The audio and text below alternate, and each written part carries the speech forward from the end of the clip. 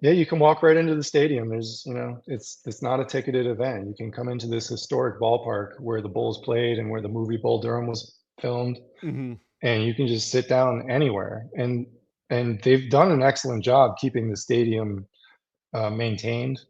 Not only is the field pristine, but the grounds and the grandstand, Yep. like they've all been kept up and sort of preserved, you know. Is there anybody there?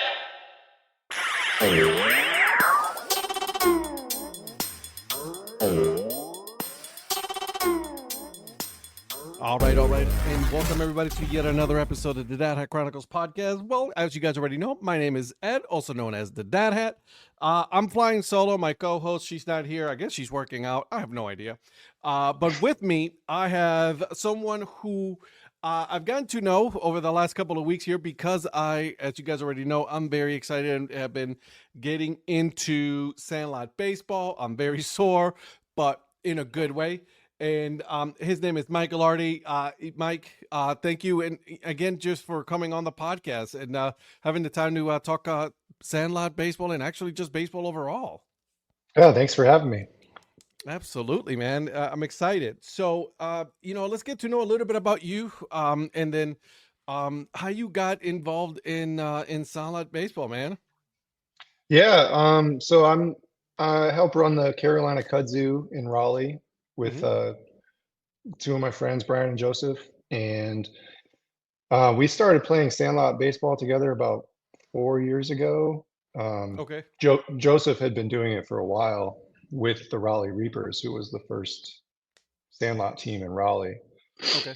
and they were hosting an open pickup game every Saturday, and he asked me and Brian to come out, so we did, and we had a blast, and we talked to each other on the phone a couple days later, and I was like, "Hey, that was awesome. Do you want to go out and do it again next Saturday?" And my friend Brian was like, "I'm at Dick's Sporting Goods right now, picking up a new bat, new cleats, new glove." I was like, "All right, I guess we're going back out there then." And we started going every Saturday.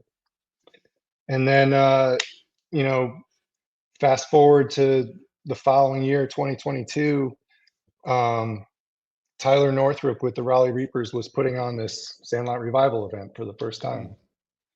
And he needed a bunch of teams, and we had all these extra guys who had been showing up to the open pickup. And so all the extra people, the kind of overflow from that formed the Kudzu. And that was kind of Okay.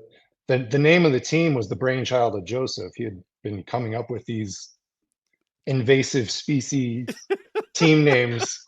He's got a bunch of other ones too, which are great. Oh, love it. Um, but I won't divulge them because he's saving them for the right moment. I love it. Yeah. So the invasive species was the Carolina Kudzu. The tagline is "Invading Your Field since 1876," which is the year that the kudzu plant was introduced to North America. So I love it. there's a whole backstory to it, but That's great. That's genius. The yeah, fact that I was like, honey, I mean, I'm looking at watching all these teams and like one was called the Kudzus. And like, I mean, obviously I knew about the Reapers because of the work that MLB Rally has done and all that stuff. So I kind of knew yeah. about that one. But Kudzu, I'm like, man, that is just good stuff. Yeah, we get a lot of looks when we wear our gear out in public, and people ask us about it. It's fun, you know. Yeah. So you've been running it since like early 20s, the 2020s, and like so you like the first time you got hooked, right? I'm guessing Oh it's like yeah, the first time you went in there, you were like, "That's it, I'm in." yeah. We couldn't wait to go back every weekend, and bring more friends out and get more people involved, so we could make sure we had at least 18 guys or girls to play a, a pickup game. Because eventually you get a little tired of doing BP and ground balls and fly balls, and you want to Mm, play an actual game. So yeah. every weekend it was like a hustle to try to get more people out there so we could have a scrimmage. Um, but as things evolved now, like we appreciate all of it. Sometimes we just want to go out and take a bucket of ground balls, and Hmm. and that's just like a great form of cardio.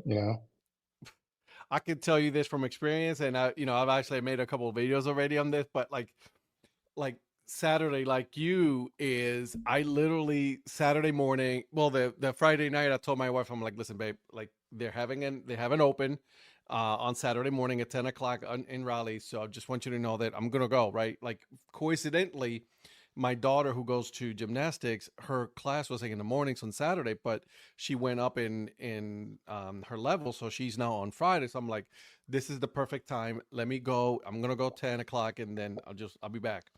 So I was there till like almost 1 o'clock, and then by the time I got home, I'm like, listen, I just want you to know, like, this is it. Like, I mean, we're going to go get. I gotta go get a bat, and I need a new glove. Just so you know, I'm just putting it out there. She's Yeah. like, okay.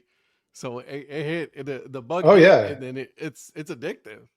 What's really cool is that after, shortly after the Kudzu formed, people were coming from Durham and Chapel Hill and Carborough and all around the triangle to come to this Raleigh open pickup. And the people that were doing that from those outskirts of the triangle, Mhm. they all started they were like, we got to bring this back to our town so we don't have to drive all the way to Raleigh. And they started their own open pickups, and then that's what started forming all these other teams around the triangle. Now we're up to 8 teams in the Sandlot Collective. So So what? it's just So like, I know of a couple of them already. So you got the fruits, yeah, which are in Durham, the wombats. You got obviously the kudzu, the reapers, the nines. That's five of them. What are the other ones that I'm missing? the Eno River Possums, That's right. Yep. the Carborough Freight Trains. Mm-hmm. We consider the Port City Pickles from Wilmington part of Yes. the collective too. They were actually they've been around for longer than the Reapers have, I think. Oh wow. Um, so my friends Matt and Lacey Emmerich from Wilmington, they started that team when they moved down from Pennsylvania. So they've been doing it for a Interesting. lot longer. Yeah, and they were kind of around living in the Chapel Hill area at the time when the Reapers and the Kudzu spun up. So they um they helped it get to. That's awesome. So like that's yeah, you got eight. It's just it's crazy how it just evolves. And listen, I've only been here in Raleigh 3 years now, and the fact that there's so much baseball here in this state is absolutely wild. It is, and I just remembered I forgot the Durham Dirtbags. So it's Oh, really that's nine right. teams. Yeah, The the Durham Dirtbags. Dirtbags, they're great. They're great too. I love all of them, and they'll probably be mad at me that I just that I omitted them off the bat. So Oh, you're about to get in trouble, Mike. yeah, they'll get me on that one. But So you yeah, may go ahead. the baseball is just exploding here, and it's awesome because we only have like the two minor league teams, but we have a lot of college baseball, and now the MLB movement to try to get a team here is really cool. Hmm. And the guy that started that's involved in Sandlot too, Lou Pascucci. He's That's he's a right. Reaper. Yep. So it's really cool to see the community like rallying around that and the growth that it's sustained. So let me ask you this, because a lot of people will say it's like, all right, Ed, like all right, you're doing baseball, great, good for you, awesome, you know what I mean? But like, and they try to ask me what is Sandlot, right? Like, I'm like, listen, everybody's invited to this. Like, it's not just like the best of the best. It's like everybody's invited. If you've never picked up a glove, have at it. And that's pretty much how I explain it to them. How would you explain it to someone who's trying to figure out or find out more about Sandlot baseball? Yeah, I mean, you hit the nail on the head. It really is baseball for everyone. It doesn't matter how good you are, if you've ever even played the game. I mean, you're going to be welcomed onto the open sandlot pickup on Saturdays or Sundays. If you don't have a glove, somebody will let you borrow one. Don't have a bat, same thing. If you just want to learn about the game or you just want to try it out, that's the perfect place to do it. Hmm. Everybody there is going to welcome you. There's going to be no judgment. Um, and like it's true that like some people are there for different reasons too. Not everybody there is there for the same reason. Some Right. people are there to meet new people, and some people are there to get a good workout, and some people are there just because they want to mash balls. Um, so it. if everybody comes from the same place of understanding, which is that we're not going to turn anybody away, it becomes more fun for everybody. Hmm. Um, okay, so let me ask you then, as far as like the teams, right? You guys are part of what is called the Sandlot Collective. Give me a little bit of background on that, like how, if you can, like how that formed and all of that. It was originally called the Raleigh Sandlot Social Club. Hmm. Um, and it was really just the Reapers. I mean, they would just get out there every Saturday, and I think it was Lions Park is where it started Hmm. in Raleigh, and we still try to get out there as much as we can. Right now, it's happening at Green Road because somebody else has Lions reserved on Saturdays. But that's where it was originally when I started, um, and they had been doing it for a few years. But so Raleigh Reapers were the first team, and then the Kudzu formed for this first revival, and then by the second revival, we had even more teams: the Cargo Freight Trains, Durham Dirtbags, Wake Forest Wombats, and then just new people keep coming out to these open pickups, and it's like, well, these teams are kind of full, so if you want to start a team, that'd be great because then we'd have another team to play, Hmm. you know. I was just gonna And ask you about that. So, but yeah, and continue. and like the way it works is that these teams just kind of talk to each other. We just reach out to another team and be like, hey, do you want to get a game this weekend, next weekend? We try to set a schedule at the beginning of the year, but it's very loose. It's loosely organized. And we'll just throw some dates on the calendar and be like, all right, that's a schedule we can probably agree on for the next 3 months. And then we'll try Hmm. to start adding more games as the season goes on. But we typically play games almost year round, kind of start in March and end in November. But Oh wow, so it and goes a long ways. yeah, but and you'll get a couple nice days in December or January. And Hmm. if that happens, you'll see somebody out in the field on a Saturday in January when it might be 70 degrees and the grass might look brown, but they'll still be out there taking grounders and fly balls. See, that's the beauty about being here in North Carolina, because I'm Yeah, in Cleveland, where I'm from. It's not happening in January. no, I'll tell you that right now. It is not happening. yeah. I grew up in New York, in central New York, and yeah, we started our season sometimes with the snow on the ground. So Yes. And it's like 20 degrees out there, and you're freezing your ass off trying to play. It's never fun. yeah. I love that. Look, so let me ask you this. All right. So because I went to the open and I was like, man, this is cool. So like, there's like different members from each of the teams that have already been formed, right? Um, so for example, like a couple of questions that I have, just so that way we can, I can bring light to how this works is, all right, so let's say that you're someone who is coming in, you're new and all that, you come in at a couple of the opens and everything, but they want to be part more of a team. How does that happen? Honestly, it just usually happens kind of organically. You make friends with some people that are on another team. Hmm. Um, you express interest, Yeah. and usually, if you build up a good rapport and you get along with everybody and they enjoy having you around, they'll ask you to join their team, or they might ask you to just like come out and be a guest player for a game Hmm. if they need some extra bodies, and they'll see how you mesh with the team in an actual game. Yeah. And if that works out, they might offer you like an official roster spot. But for people that doesn't happen to, and they still have the itch, man, if you could convince 8 of your friends to start a baseball team, you And can then, do it. yeah. Yeah.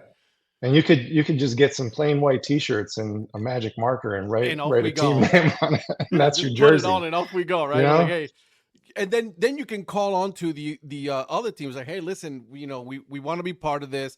Yeah. Let's, I would like to, put our team out there to go play. This is how it, and then go from there. Yeah, and this is happening all across the country. I mean, Oh my this God, yeah. this kind of started in like Austin, Texas, Hmm. with the Texas Playboys, Hmm. and it exploded there. They probably have at least 30 teams in Austin. I could be wrong, but Tulsa, Oklahoma is another hotbed. Los Angeles has a Sandlot League out there that's been around for 10 years. And, things are spinning up in New York. It's just everywhere. Everywhere you go now, you can look for Sandlot teams forming. From what I understand, I know, and correct me if I'm wrong, but I think doesn't Austin have their own Sandlot stadium or ballpark per se? Yeah, it's kind of like their Field of Dreams, and they actually have two fields now. There's Oh there's one wow! called the Long Time, which is the original one, and then there's a new one that opened last year called the Wishing Well, which is also operated by the same people. Nice. Um, and we the Kudzu had the fortune of going down there and playing last year. We played on both fields, Oh wow! and it's incredible. I mean, it really is like a little Field of Dreams down there on somebody's private property. Oh really? So it's Yeah. like this is private property, and they're Yeah, like, but it's like a party. They have a bar, they sell drinks, they have a stage where live music is going on during the game. They've got they've got like old-timey scoreboards with the placards, the numbers they hang up there, and oh, that's amazing. they've got little kids up there operating the scoreboard for everybody. And people are having picnics and they're bringing their dogs out, and it's honestly just it's a huge party, and the baseball is really just like part of the entertainment. That's that's awesome. Yeah, yeah, and it's really cool and special, and you know they have probably, I think the last time I read, they're up to having like 60 games a year hosted down there, and people coming from all over the country to play there. So it's like the early version of like what you guys are putting here together as far as like the Sandlot Revival, pretty much. Yeah, yeah. The Sandlot Revival was actually modeled after an event that was happening at the actual Field of Dreams movie site in Iowa. Um, Really? yeah, one of the um, one of the people that is on the Tulsa Rumblers Sandlot team, Hmm.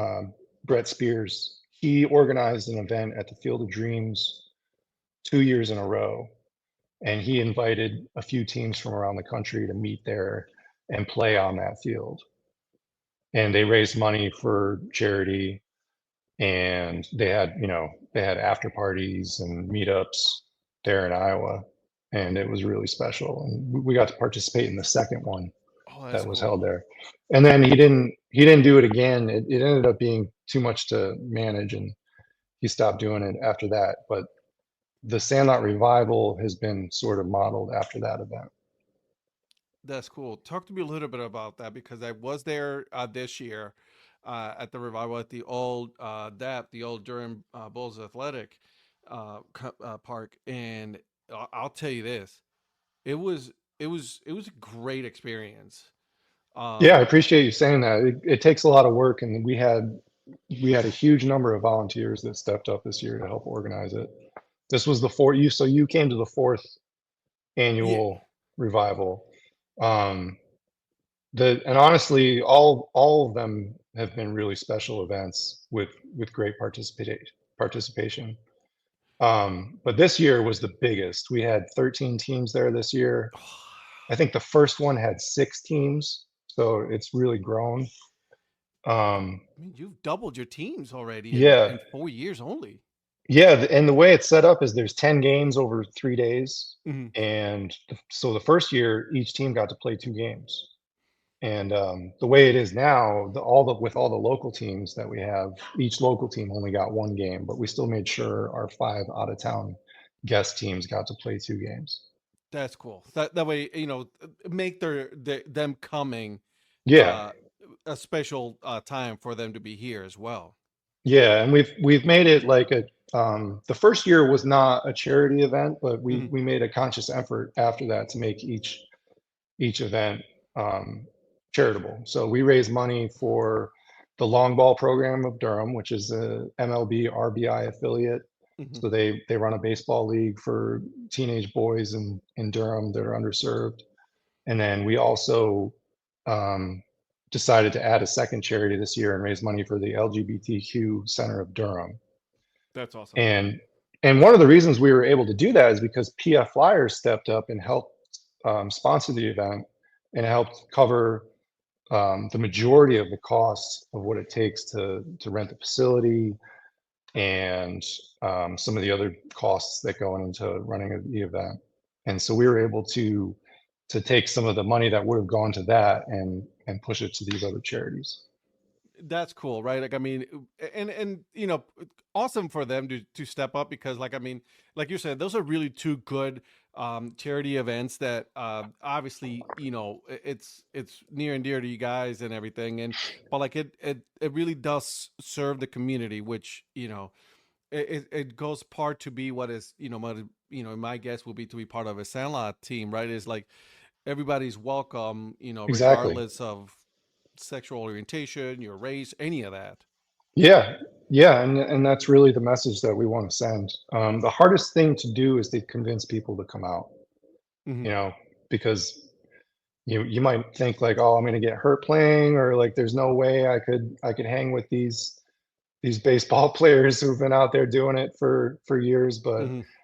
once you get there and you see how welcoming the community is and how much fun it is, you understand what Sandlot baseball is really all about. Yeah, and let me tell you, I spent some money there. um, That's not a requirement, but that it does is happen. not. It is not. But I really wanted to make sure that I did my part, and there was obviously a lot of hats. I'm a collector of hats, and then I had a good Yeah, friend of mine who was there from Georgia. He also purchased some hats and some shirts and everything. So I was like, this is one of the coolest events that we were part of. Like, and the event was free, right? Like, I mean, you can yeah, just come in and watch, and I got to yeah, meet cool people, which is awesome. yeah. You can walk right into the stadium. It's not a ticketed event. You can come into this historic ballpark where the Bulls played and where the movie Bull Durham was filmed, Hmm. and you can just sit down anywhere. And they've done an excellent job keeping the stadium maintained. Not only is the field pristine, but the grounds and the grandstand, Yep. like they've all been kept up and sort of preserved. You know, um, there's not as many seats as there was in the movie. They've taken the bleachers Yep. along the sidelines down, but all the little buildings are still there. And obviously the landscape has changed. It's surrounded by condos and Lots high of rises some now. bars and restaurants and all of Yeah, that around it. Yeah. it still has the charm though. Oh, 100%. I was like, man, Yeah, I feel like I've been, to be part of be there and have that part of be part of like, history of Durham and the movie and all that was yeah. awesome.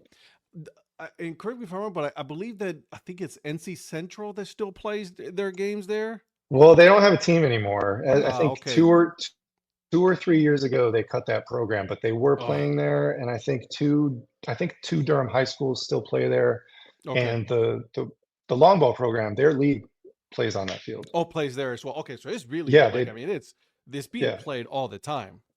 yeah, Now, the Durham Bulls are the ones who upkeep that ballpark. yeah. The grounds crew at the historic stadium, I think Hmm. they still do some time at the big Okay, stadium. awesome. I love that. That's pretty cool. I like that a lot. All right. So let me ask you this then. These opens, right? How is it organized? Like, who's done it? Because, like, I mean, you got a couple of areas Yep. within Raleigh and Durham that you guys have throughout the weekend. Who organizes that? How is that ran? All of that. So the Raleigh Open Pickup is organized by the Reapers, the Kudzu, and the Nine. Hmm.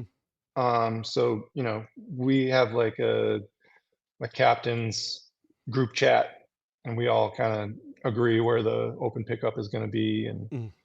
um, each team usually brings a bucket of balls or an L screen, and then the Durham Open Pickup.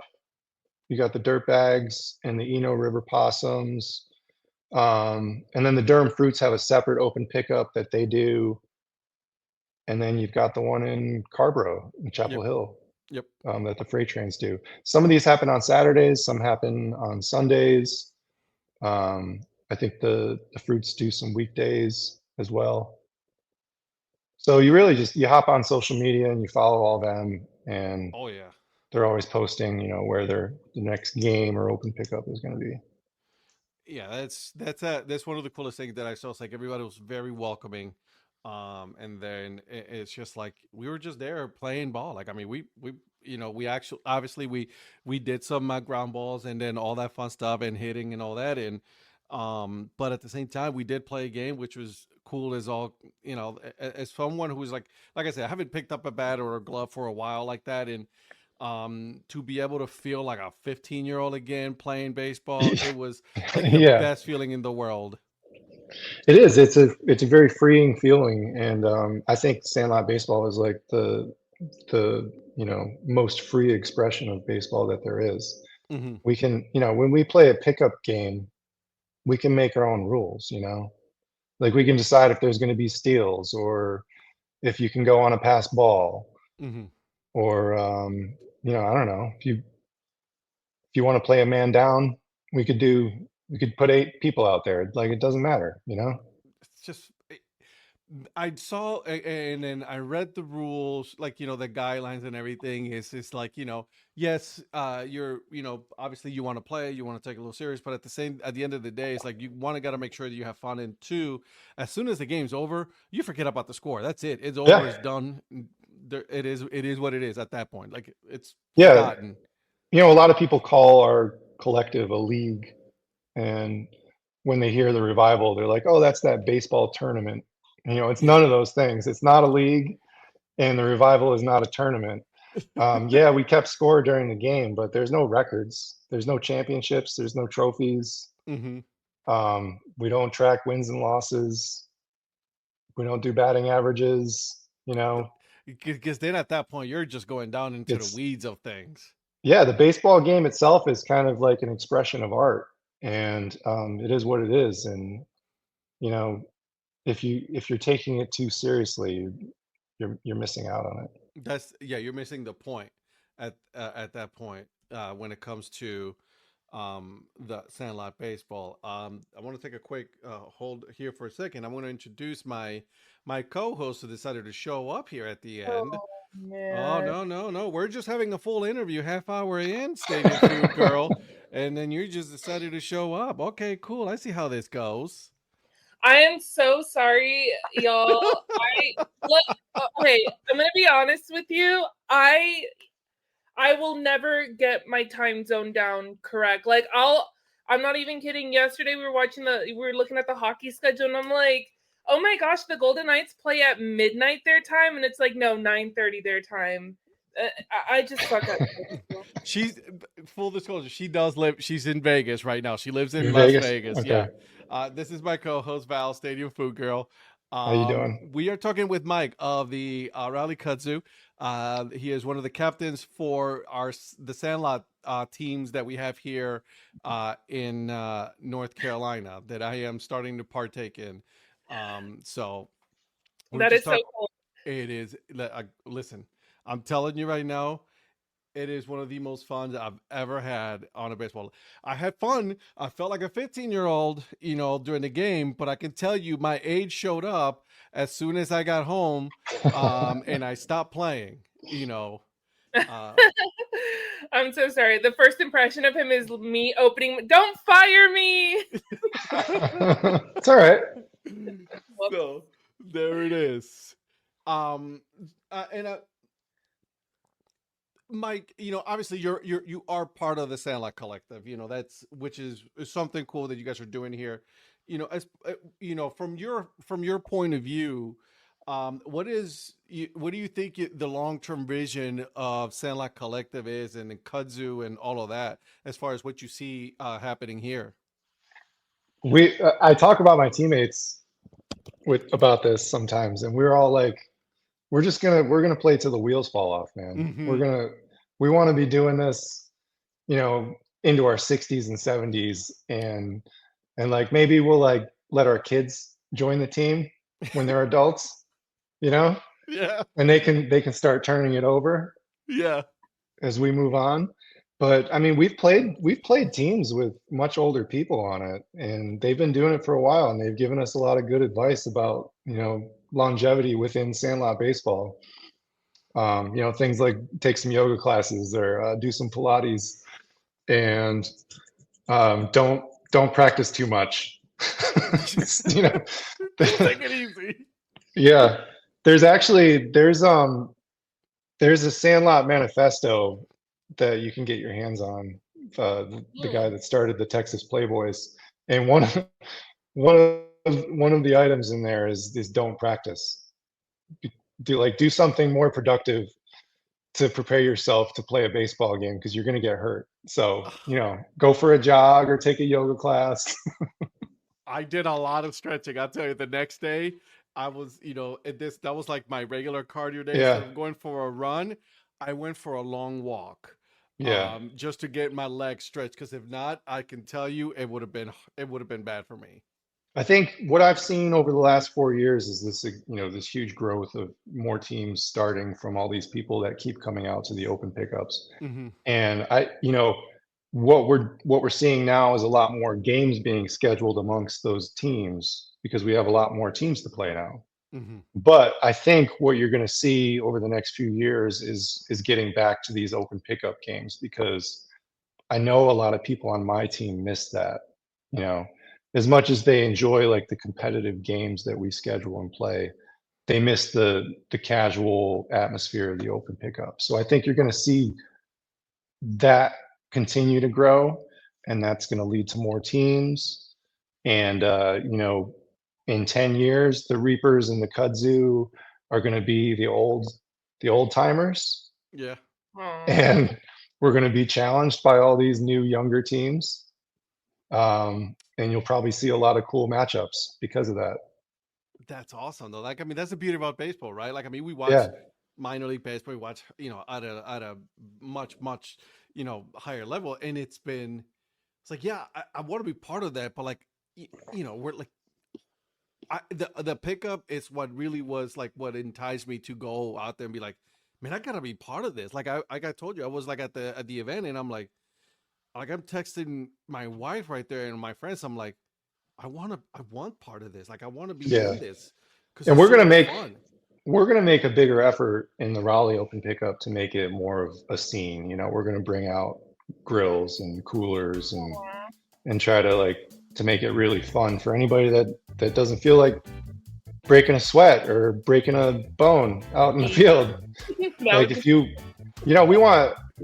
we want there to be as much fun behind the backstop as there is on the field. What's up, everybody, and thank you for watching part 1 of this episode. Okay, now make sure you guys are following the Sandlot Collective, Kudzu, okay, the Raleigh Kudzu, the Reapers. Make sure you guys are following all of them. This is Sandlot baseball at its finest. Listen, I'm part of it. I'm actually starting a team in the Sandlot league here. Because why? Because it's fun, guys. It is a lot of fun, and wherever you're at, you should go and find your Sandlot league and go and join, go play. Listen, I'm 43 years old, about to be 44, and I am having the time of my life. All right, so make sure you guys are doing that. Now, also make sure you guys come back next week so you guys can go ahead and finish this episode. Okay. And while you're at it, like I said, get yourself a new glove, get yourself a ball, a baseball, whatever it is. Go out there and play some baseball, and make sure you hit the like and subscribe. All right, guys. Until then, support the minor leagues.